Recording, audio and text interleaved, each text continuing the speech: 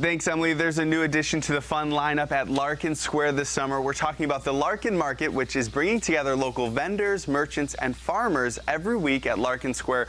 We're joined by Dan Roloffs from Arden Farm and, of course, Director of Fun over at Larkinville, Leslie Zemsky. Now, Leslie, this seems like the perfect opportunity to see what's being sold, produced, and made in Western New York. Yes, thank you again for having us here. So this is a brand new Larkin Square event, the Larkin Market. It starts this Thursday from 4 to 7:30, and then it'll be Thursday nights until September 18th. And it's a celebration of everything local. So local farm produce, locally made foods. You could come and have dinner. Curly's will be there or take out. But what makes it different is we also have artists who will be there, crafts, jewelers, vintage goods, and of course live music. So we'll have acoustical music the way you might have it at markets spread throughout Larkin Square. It's definitely a very different take on the traditional farmers market. Now, Dan, you are one of the farmers that will be showing off your goods at the market. So tell me a little bit about what you brought today. Today I brought some heirloom tomatoes. So we have Prudence Purple and Yellow Perfection. It ties in somewhat into History Week, I guess. Some garlic scapes and a couple different kinds of basil. So basically a basket of bruschetta.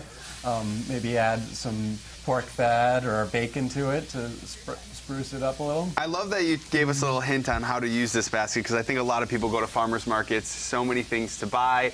How do you kind of figure out what you want to use, and do you have any insider tips for us? Well, basically I do a lot of planning in the winter and try and put together a crop plan so that it ties in and creates meals.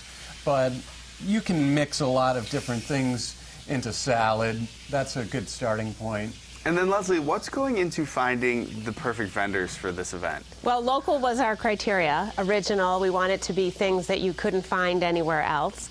And bringing together the eclectic mix. For instance, 464 Gallery will be coming, and each week a little art gallery, because they'll feature different artists. And so food will be there every week. You can do your grocery shopping, and of course you can have a glass of beer or wine, which we're calling this whole event social shopping. And and our market tote. So we'll be giving this away for free on Thursday night, and then after that we'll sell it for a couple dollars to support Children's Hospital, where all the money will go towards that. Perfect bag to put all of your goods that you found. Now, I want to sort of segue into history, because it seems like your great-grandfather actually has a pretty big connection with Larkinville. Tell me a little bit about that. Well, my great-grandfather was Elbert Hubbard, and he was the director of the Larkin Company prior to starting the Roycroft campus in East Aurora. So a huge tie-in right there that just happened on History Week this week.